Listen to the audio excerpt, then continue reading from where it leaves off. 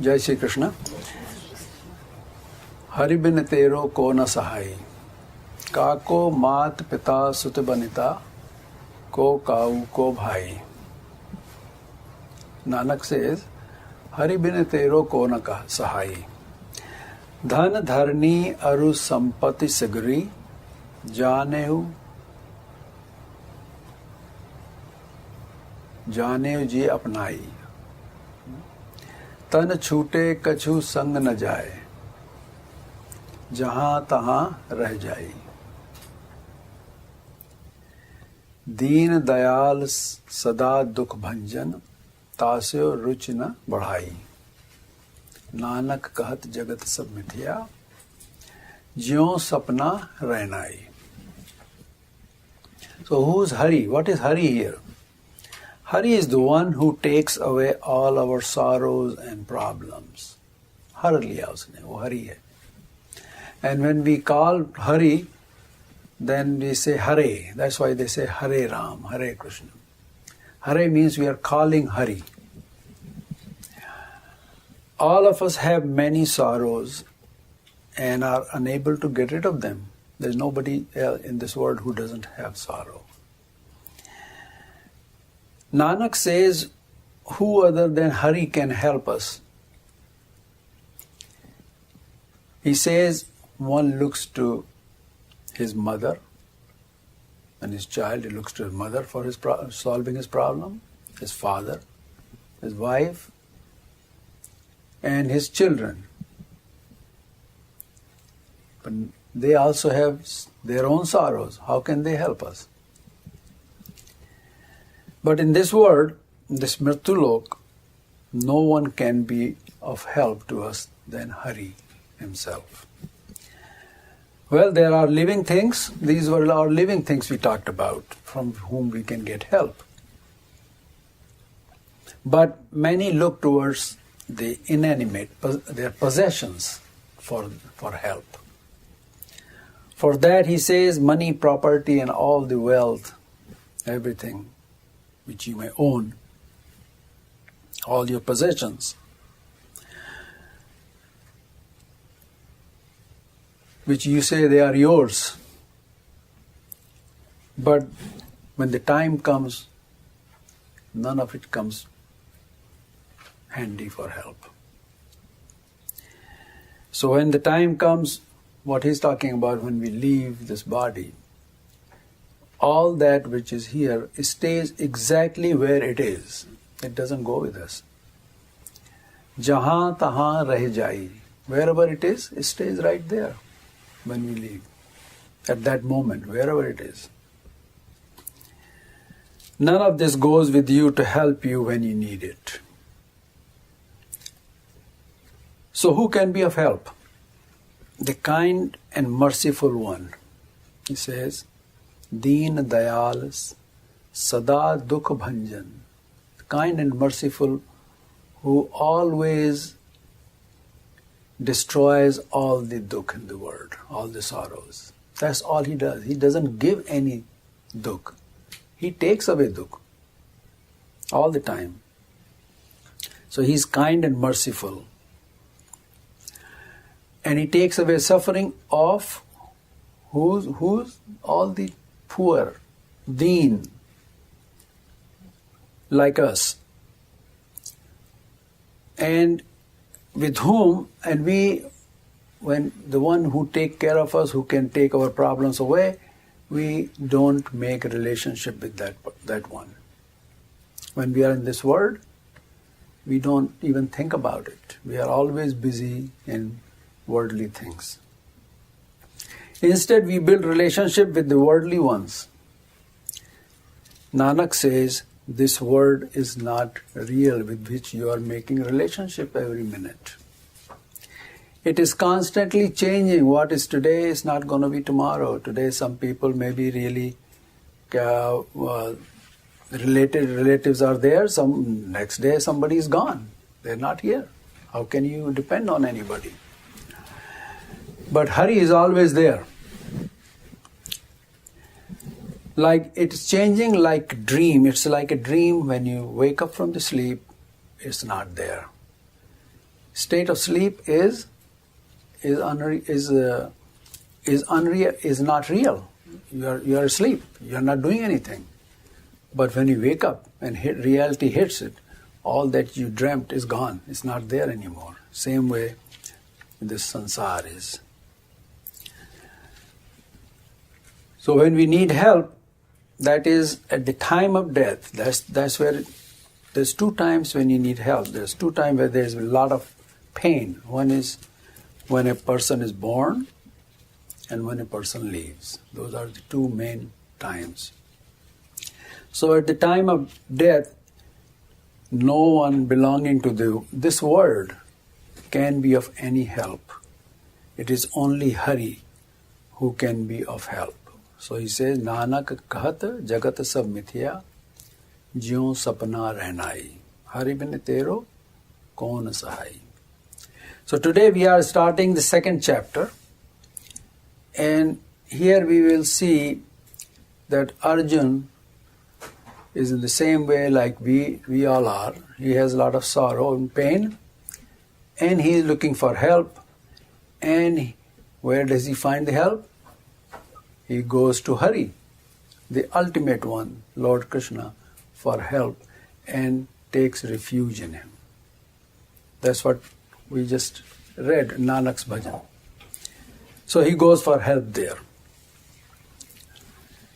In chapter 1 we saw that when Arjun saw death all around him in the battlefield, the great warriors who never before hesitated to kill anyone, Arjun, in any war, he was overcome with sorrow and grief.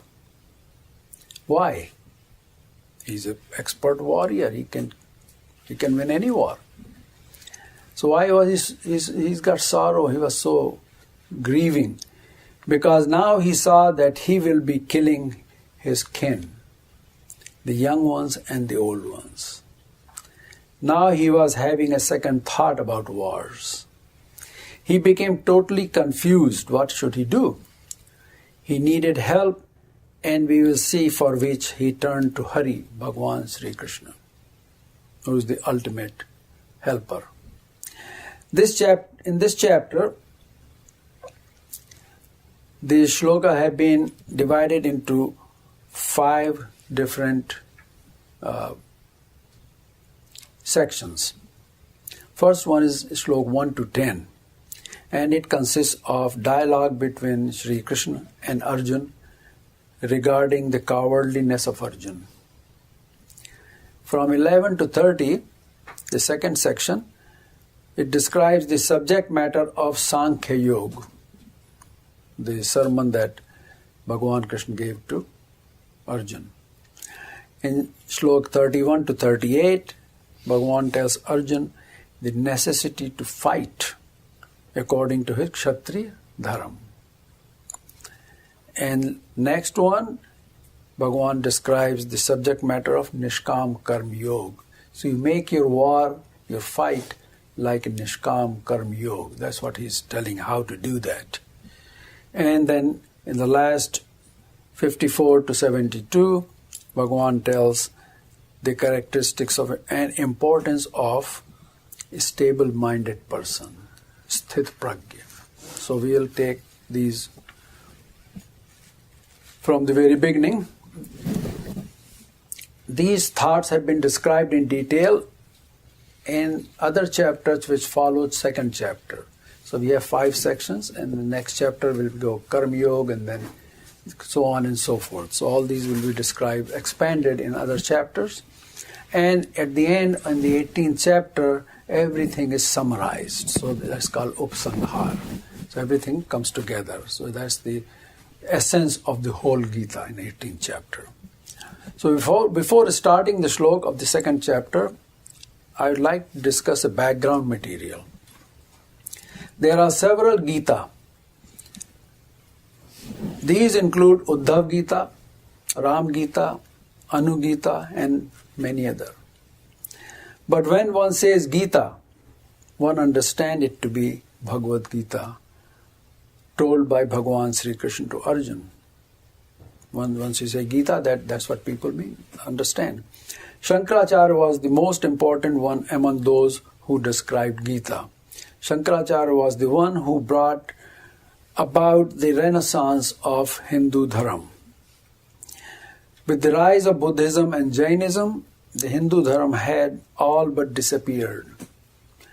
The reason for this was that in old times only a handful of people became educated. We got to look at how people lived those days. The higher education was received only by a few. The rest of the people worked on the farm and performed other services for society.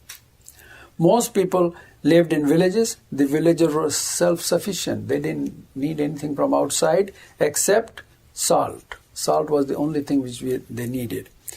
The education in those days was restricted to religious education and related subjects. And this was actually true everywhere else at that time, even in the West. They were teaching religion. Those who were teachers lived in faraway places. A student had to go to them for learning. Some learned Ayurveda, some studied astrology, etc., etc. All education was given in Pathshala. The schools were called Pathshala. And all learned Sanskrit. They all learned what? They learned Sanskrit and grammar. These institutes were maintained by the kingdom or by the Rajya. The education was on a very, very small scale. The science and mathematics was mentioned only in the study of astrology. These Pathshalas were called Gurukul. And the principal of the Gurukul, they were called Kulpati. This system continued until 1870, when Macaulay introduced the English system. In the West also, the education was limited to monasteries, where the nuns taught grammar, and they were called grammar schools. Now the knowledge of high philosophy, that what is Jeev, what is Jivatma, Sansar, and these things, that was known only to a few people, very few people. It's like Maharathi. Maharathi is the one who possesses the knowledge of Shastra and Shastra both. The Shastra tells him as to what he should do, and the Gyan of the Shastra tells him as to when he uses that Shastra, how many can be killed. He knows exactly. Before, like Arjun will pick up his bow and arrow, and when he starts to shoot, he'll know exactly what's going to happen. And that's why you see in Mahabharata they were always reciting a mantra and taking the gun, and taking their dhanush and bowing to it, and then they will shoot. So that was the power behind it. And they exactly knew how many people were going to die with that. At that time, there were two types of activities. One was intellectual, for advancing the power of one's intellect, and the other for the advancement of Atma. Both these are required for one to advance themselves in this world. Unlike today, in those days, the one who ruled used to fight wars. All the kings and their people, they used to go to war. Today, nobody does that. All the kings and all the presidents and prime ministers, they are sitting in their air-conditioned offices, and other people are fighting for them. And they were there to protect their kingdom. Arjun was learned in both Shastra Vidya and Shastra Vidya. Kauravas were engaged in the war of Adharma, and Pandavas were trying to get back their kingdom, lost by deceit of Duryodhana. This made their struggle a Dharma Yuddha. So when somebody says Mahabharata was a Dharma Yuddha, it was from the side of the Pandavas. They fought Dharma Yuddha. Kauravas were fighting Adharma Yuddha. They were trying to hang on to something which they just stole from other party. which is adharma. In the time of Arjun, he was the one who could understand the Gyan. Even today, Gita Gyan is understood by not too many people. People will recite shloks, they will understand meaning of it, but exactly what is all about, what is in Gita, not many people really know, or they have time to really spend on trying to find out. Most revere Gita as a scripture of dharma. During the struggle for independence of India from British, several learned people did commentary on Gita. It's amazing. At that time, there are a lot of learned people who came together to fight for free independence of India. And now they are all, you can hardly find people like that. So what time has a lot of effects. And something going to happen, nature will do it. People will come and they'll take care of the problem. Among them were Lokmanya Tilak, who named his commentary as Karma Yoga Shastra. Mahatma Gandhi also wrote commentary and he called it Anasakti Yoga. Acharya Vinoba Bhave also did the commentary on Gita. Many called it Moksha Marg. However, the name widely used for Gita is Gita. The first chapter was called Arjun Vishad Yoga. Vishad refers to sorrow or dukh. In sansar, when our sorrow is taken away, that is the state of happiness. Only time a person is happy when their sorrow is taken away. That's what Buddha said. The absence of dukh is sukh. All of us have Vishad. There's nobody in this world who doesn't have Vishad. Without it, we cannot experience happiness. You see? If you don't have dukh, then you don't know what sukh is going to be like. When we have Vishad, then we experience the state of renunciation. People get so much desperate. They say, this world is nothing. If they start to say, look towards renunciation, virakti. Because nothing going in their favor. There must be something better somewhere else. And this leads towards Ishwar. Then they start to go towards Ishwar. We need his Sharanagati. We need to surrender to him. Ramanuj called it Sharanam Prapatti. In this chapter, Arjun says, same to Bhagavan Sri Krishna.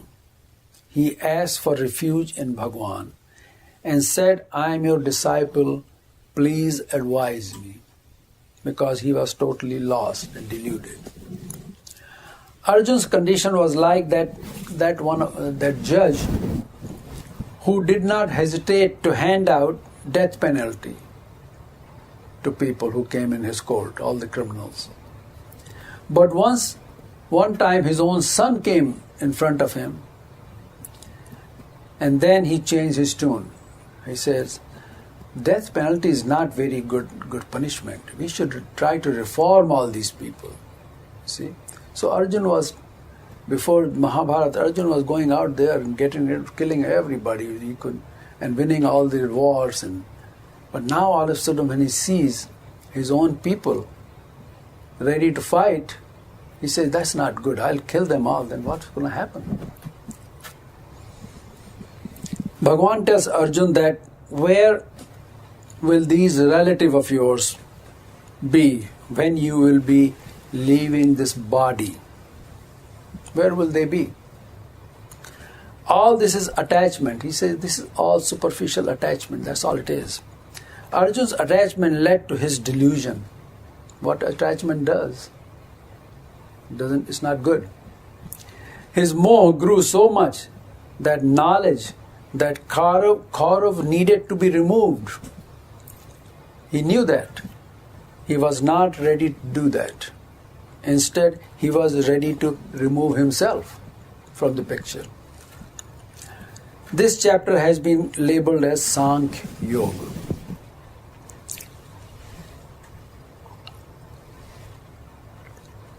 The word Sankhya originates from Sankhya. One of the meaning of Sankhya is the definitive Gyan dealing with the subject matter of Atma. Atma Vishayak Nishchit Gyan. To show or explain the principle, the Siddhant, step by step with example is called Sankhya. Where the animate, means the Chetan, and inanimate, Jad, entities are counted and the actions pertaining to them are described is called Sankhya Shastra. So there is a Sankhya and there is Sankhya Shastra. To remove the moha of Arjun, Tattva Gyan. Tattva Gyan means the knowledge of all the Tattva is the correct means. One has to know what all the Tattvas are, what is the sansar made up of. Therefore, Bhagavan is first enumerating Sankhya Yoga. That is what is in Sankhya Yoga. To Arjun, following this, Bhagavan tells Arjun about the Yoga. And then Bhagavan describes the characteristics of Sthit Prajna and describes as to what is Brahmi Sthiti. Brahmi Sthiti is when Atma becomes just like Brahma, Vyapak. By practicing yoga on the basis of Sankhya, one can become Sthit Prajna. To become Sthit Prajna, one has to do what? He has to practice Sankhya and by yoga with knowledge of Sankhya and achieve the Brahmi Sthiti. Once you get Sthit Prajna, then one can achieve Brahmi Sthiti, not before that. Here, that is what Bhagavan tells Arjun. Bhagavan tells that a person should know who is truly his own. Okay? Who is his own? Who we can call his own? What is his swadharma? What is his own dharma? What path he should take? And what all will go with him? So that's the whole gist of life, human life. The first 10 shlokas are continuation of the subject matter of the first chapter. Here Arjun is telling Bhagavan as to what is grieving him. In the first chapter, it was Sanjay who was telling. He said as to what the grief of Arjun was. Okay? Now Arjun himself is going to tell Bhagavan what is grieving him. So Sanjay said, Tam tatha krapya vishtam ashrupurna akulekshanam vishidantamidam vakyam uvacha madhusudana. To him, meaning Arjun, who was overwhelmed with pity on himself, with his eyes filled with tears and unable to see. You know how eyes get filled with tears and you can't see nothing, it's all blurred. Feeling the sorrow, Madhusudan spoke these words to him. Shri Bhagavan said, Tutastva kashmal midam vishame samupasthitam anarejustam aswargam akirti karma arjuna. Bhagavan Krishna says, having seen Arjun in such condition, pitiable condition, Bhagavan says to him, at this time of war, when the war is about to start, In such a crisis, from where these wrong thoughts of dejection, kashmal, have come upon you? He's just asking Arjun, how come, what's happened to you? This is time of war, and you are ready to fight war. Now all of a sudden, you're ready to give up? These thoughts of yours are anarya-like. They're not arya thoughts. Disgraceful and contrary to the attainment of Swarga. That's big three things in here, Bhagavan told him. Anaryajishtam, akirti, disgraceful, and contrary to attainment of the Swarga. Because in those days, the goal of every human was to go to Swarga in Dwapar Yuga.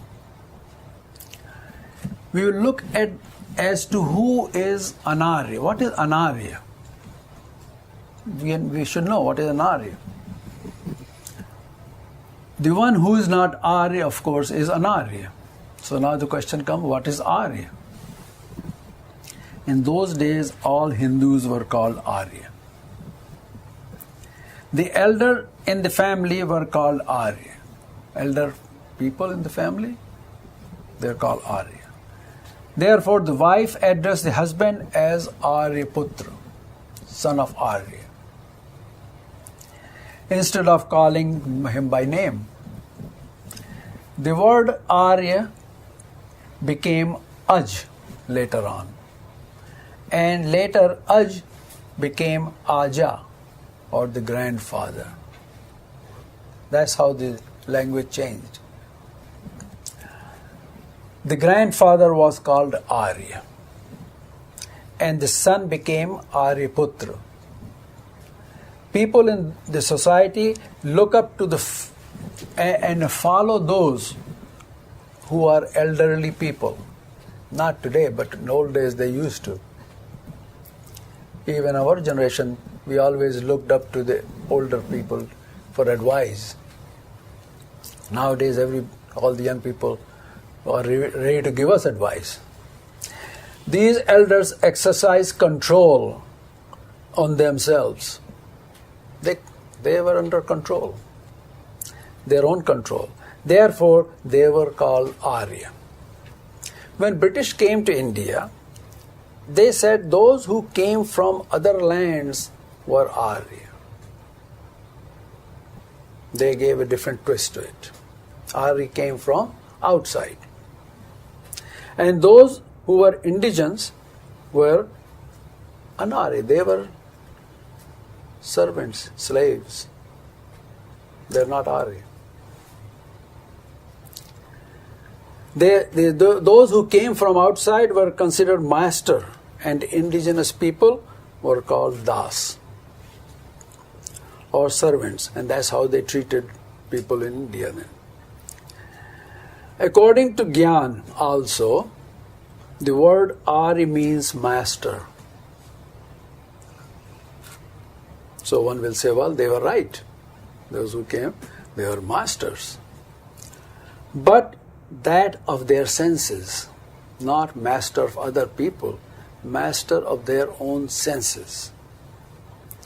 Those who had no control on their senses are slaves, but slaves to their senses. So here Arjun has lost control of his senses, and so Bhagavan called him Anarya-like. You see now? Big difference. Such a person would not qualify for Swarg because he cannot conduct all the yajna and tap because he has no control on his senses. So Bhagavan is telling Arjun that the path you are associating with is Anarya-like, aswargam, and will bring disgrace to you. Since you will run away from the war, and people will say he is a coward, he ran away from the war. For this, Bhagavan says in Shlok 34 later on that to a respected man, akirti means disgraced, is worse than death. To the honored, dishonor surely exceeds death. That's why you see a lot of places they have honor killings, All this stuff still goes on. This name calling had little effect on Arjun. He was still not waking up. He was still grieving. Therefore, to shake him up, Bhagavan used slurs and abuse to him, just to wake him up. Somebody is sleeping, you want to wake him up, give him a little slap on the face. Get up.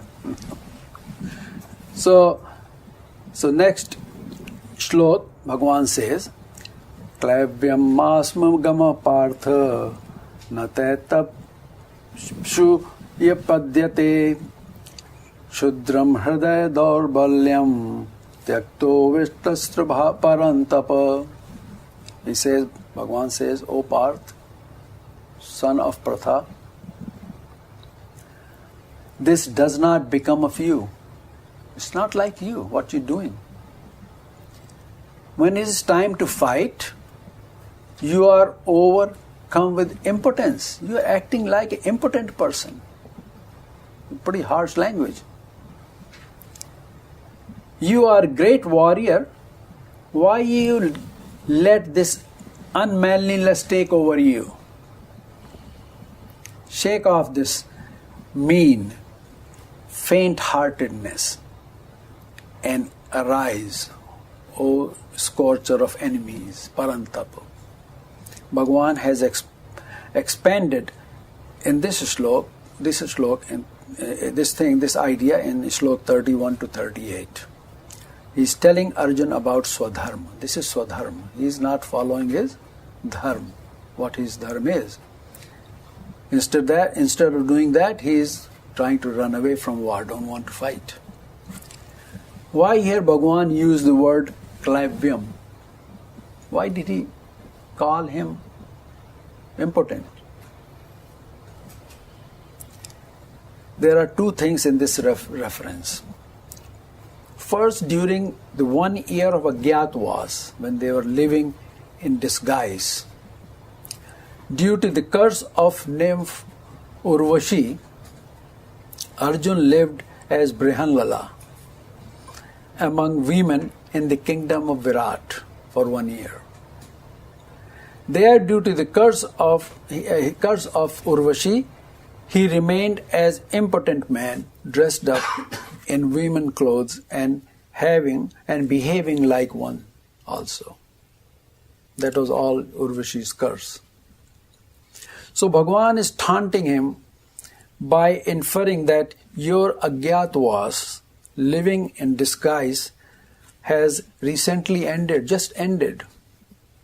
Is your impotence still lingering on? No, he's taunting him.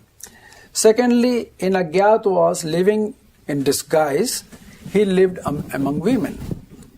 Therefore, Bhagavan is implying that have the qualities of women like attachment, affection, infatuation are still lingering in you.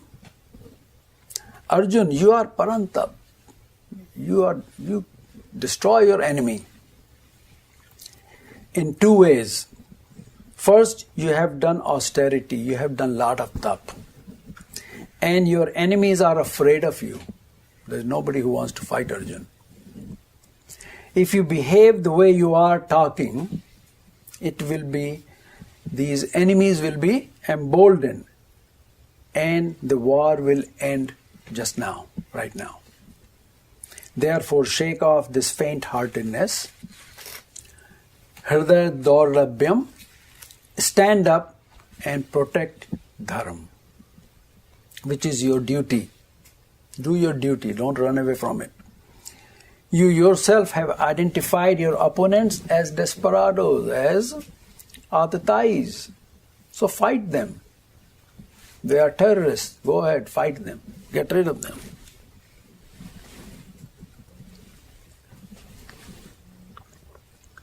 Here Bhagavan is chiding and trying to flush out Arjun's thoughts. See what he is thinking. In the first chapter, Arjun gave many excuses for not fighting the war. He was thinking that Bhagavan will be happy to hear all these things. That war is bad, non-violence is good.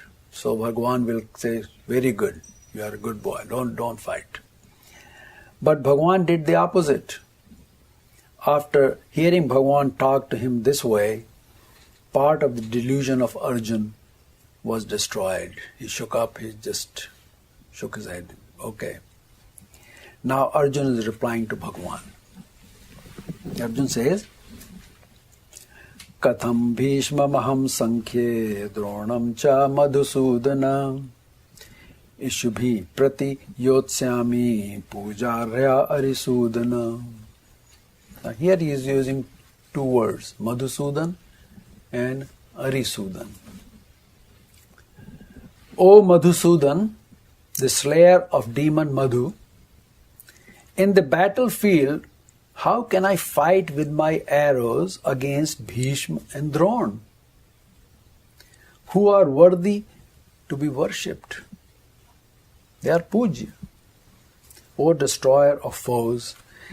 Here Arjun says to Bhagavan that you killed Madhu, I understand. But remember that he was not your relative. He was Daitya, he was not your relative. He was a demon. I would have done the same thing if I were you. But these two are one who played part in my upbringing. Who? Bhishma and Drona. O destroyer of foes, these are not foes. One is my grandfather, other one is my guru. How can I kill these people? Now Arjun says that both are gurus. He is addressing both as gurus next. The one who is worthy to be worshipped. Guru nahatva hi mahan bhavan shreyo bhoktum bhakshamapi haloke hatvartha kamastu guru nihaiva bhunjiya bhogan rudhir pradagdan. Here the important word is Mahanubhavan.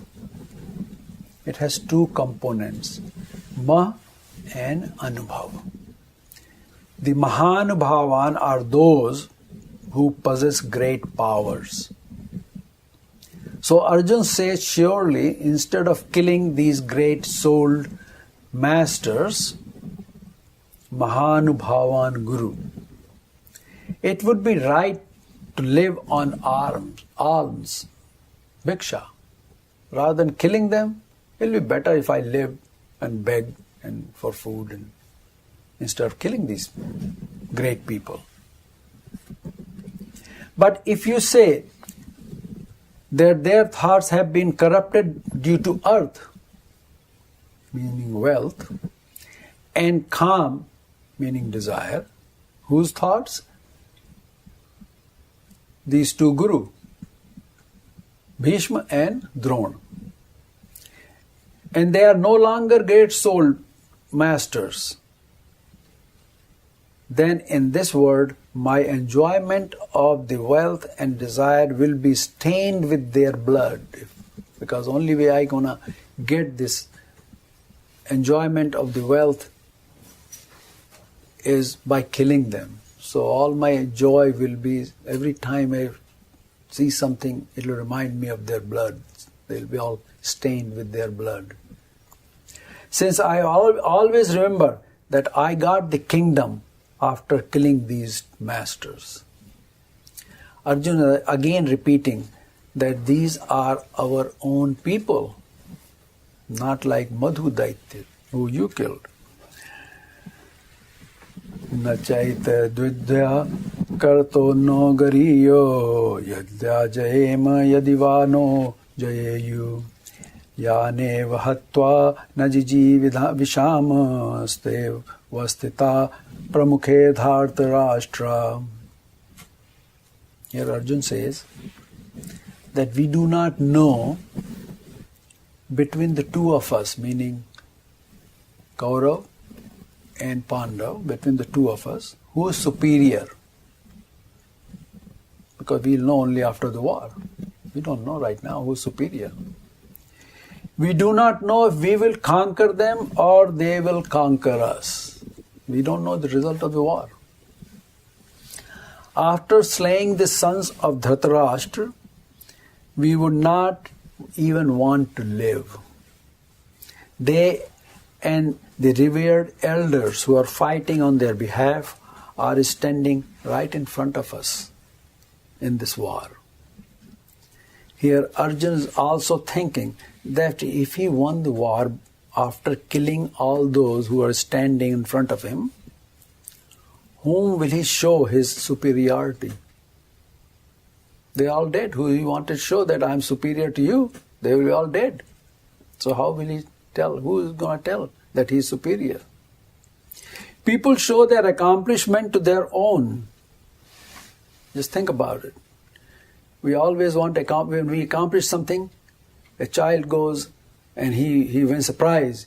Oh, look, mom, look, dad, what I won, right? He doesn't go out to show somebody else. So they show their accomplishment to their own. And the dispute between Duryodhan and Pandava. If Duryodhan is killed, then to whom Pandav will show their superiority by winning the war? That's another problem. So these things all bothering him. So in Mahabharata there was a great deal of jealousy. If you watch the movie, it doesn't show up in the movie, but actually if you read Mahabharata, there's a great deal of jealousy between Pandu and Kunti versus Dhritarashtra and Gandhari. These two couples were really jealous of each other. They represented Rajogun and Tamogun, respectively. Although Kunti had Satogun, Madri had Rajogun. They were competing as to whose son will be born first, as to the heir of the kingdom. There was really a fierce competition. This feeling of jealousy carried into their sons also.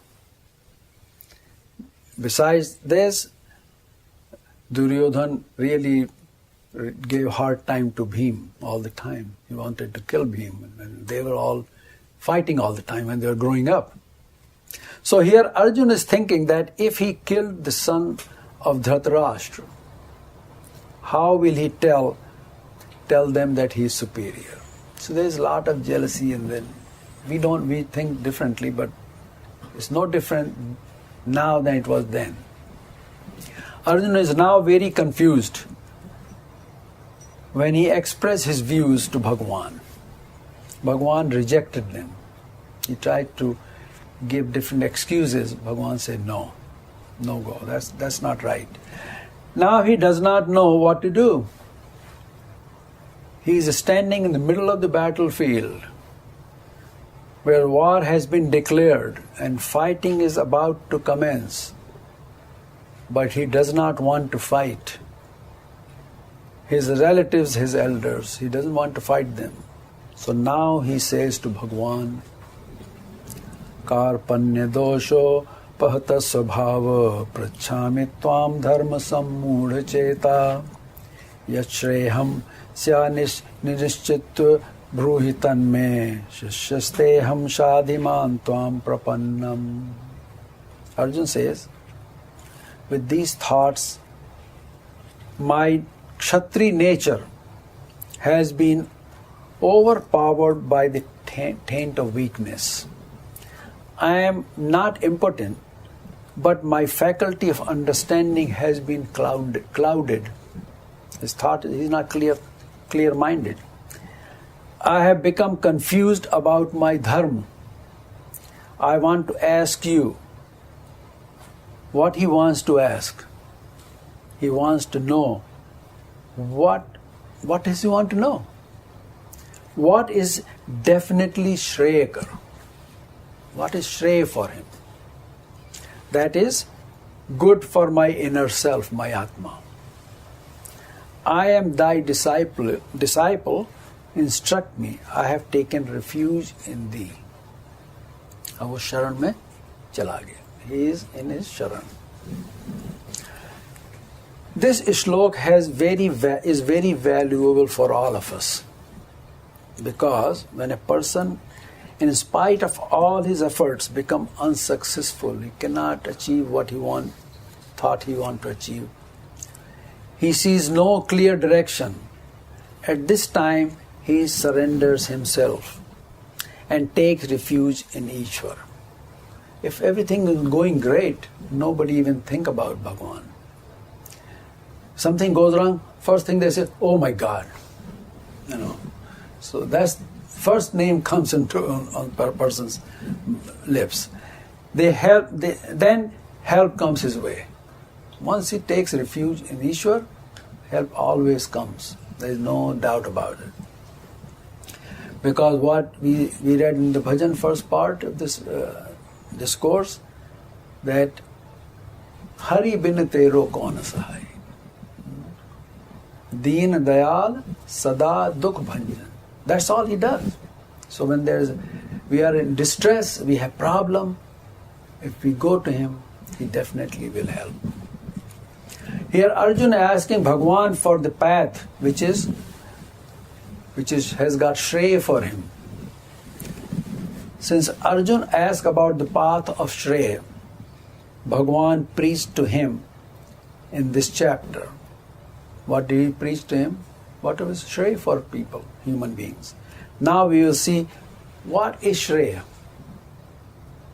We should know what Shreya is, just like we found out what Arya and Anarya is. Shreya means the path which is blessed now and in the future. The Kathopanishad has similar thoughts as in Gita 2nd chapter. In its second Valli, which is Upanishad, they call Valli for chapter, in 2nd chapter, Vaivaswat tells Nachiketa that in Sansar there are only two paths. And remember, we saw in the earlier talks, we saw two rivers flowing side by side. So there are two paths in Sansar. There's only two paths. One is called Shreyas, and the other Preyas. There are two paths. Both are separate from each other. They do not mix. They are separate. Shreyas leads to uplifting of one's Atma. One person who travels on the path of Shreya, his Atma is uplifted, become great soul, and is the path of moksha. Its constituents are, now what this consists of? Jap. The silent repetition of mantras is called jap. That person also is required to do sanyam, self-control, aradhan, worship, dhyan, meditation, bhakti bhav, devotion, and atma gyan. He must learn what gyan is. All matters about atma. He must know that, what atma is. The other path is prayas, which pertains to the activities and enjoyment of this world, this lok. And what this lok is called? Mrityu lok. Anybody comes here is going to die. It's Mrityu lok. So all the enjoyments of Mrityu lok, they are in prayas path, where the karma is performed for its fruit only. People do karma just for the fruit, which is in the future. They don't know when they're going to get it. It may be tomorrow, it may be next moment, it could be next life, it could be 10 lives away. Who knows when the fruit is going to come? And it is prayas. Prayas engulfs one's Atma in kamana, in desire. They are totally consumed by desire. Vishaya Vasana, attachment to the object of the senses, etc. Those who adopt the Shreyas, their Atma is uplifted, and those who adopt Preyas, they fall from the goal of lifting up their Atma. Every human being in their lives get both. We get both Shreyas and Preyas. A person with a steady mind, Dhir Purush, looks at both. He has both. He looks at both and separates them. He says, this is this, this is this. Then with complete determination leaves the Preyas alone. He says, Preyas is not for me. And embraces Shreyas. Who does that? Dhir Purush. Only a person with discriminating and prudent mind knows Shrey, what Shrey is, and what is Preya. So he knows the difference between the two. Viveki Purush, we call him. Such a wise person, Buddhiman, takes up the path which is for his welfare. He knows what is good for him. Whereas the one with the dull intellect, Manda Buddhi, takes the support, Alamban, he takes support of prayer. He's always looking support in this world, worldly things. Help from the worldly things. And what Nanak said in the beginning? Dhan, dharani, aru sampad sagari. Jane ho ji apnai, tan chute, kachu sang na jaye. So that cannot help. That is prayer. And what is Shrey? Shreyas? Deen dayal sada dukh bhanjan. Hari bin tero kaun sahai. To know that, that is Shrey. The only goal of his life is, whose life? The person who is following the prayer path. The goal of his life is Yog Shem.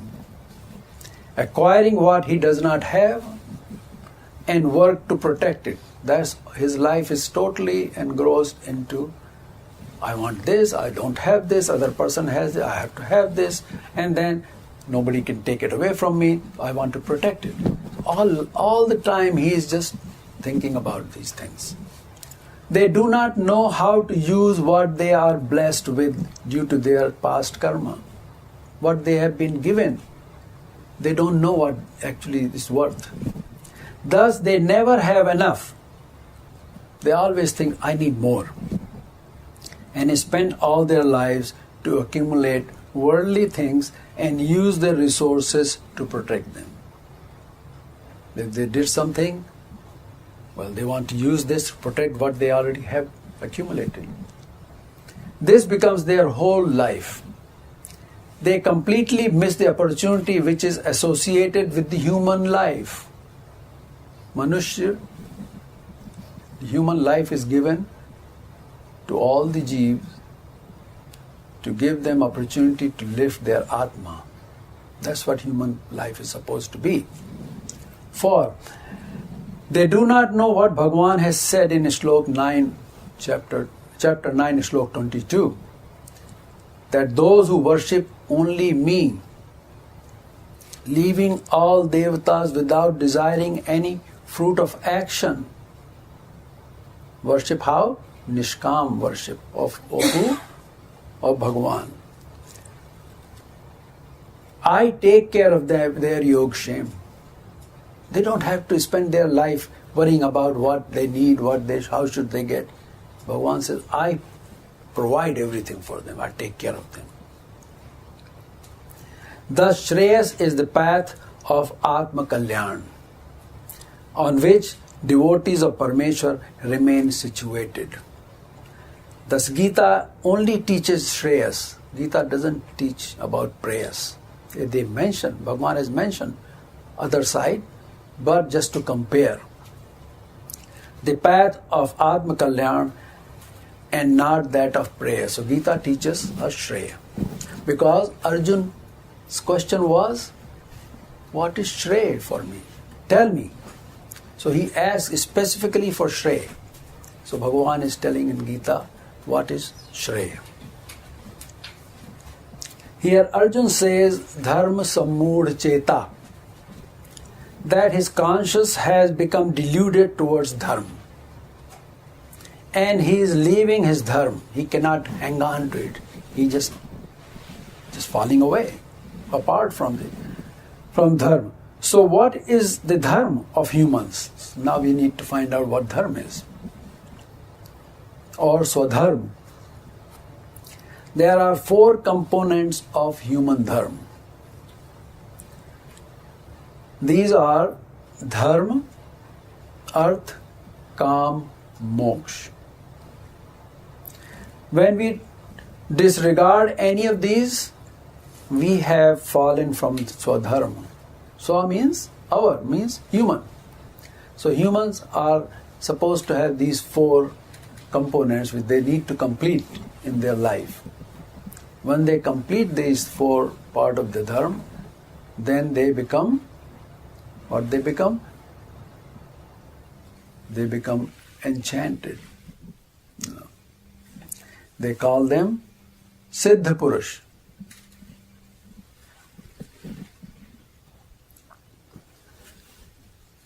So Arjun says dharma sammud cheta. He is just falling away. He cannot follow his dharma. So if we go deeper into this, it appears that Bhagavan does not endorse socialistic living.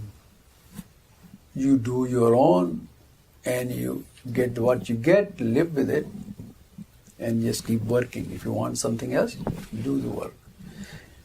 Here dharma refers to swaniyantran. Now see, with dharma, arth, kam, moksha. So dharma means swaniyantran, self-control. So first part of human life, a person learns how to control themselves. Arth means to earn, dhan. After they learn dharma, then they are qualified to go and earn. But otherwise they would not know how to handle earth. See, you have to know how to handle earth. That comes with the dharma, self-control. Whatever form that dhan comes into, sometime old days used to be how many cattle a person has. Even these days in African countries, dhan is measured in terms of cattle. How many cattle he's got. How much real estate a person has. That's also considered into dhan. How much money the person has got. Of course today, these days, stock and this and that, whatever you call. So whatever you can have, which can be used in some other way when you need it, that's dhan.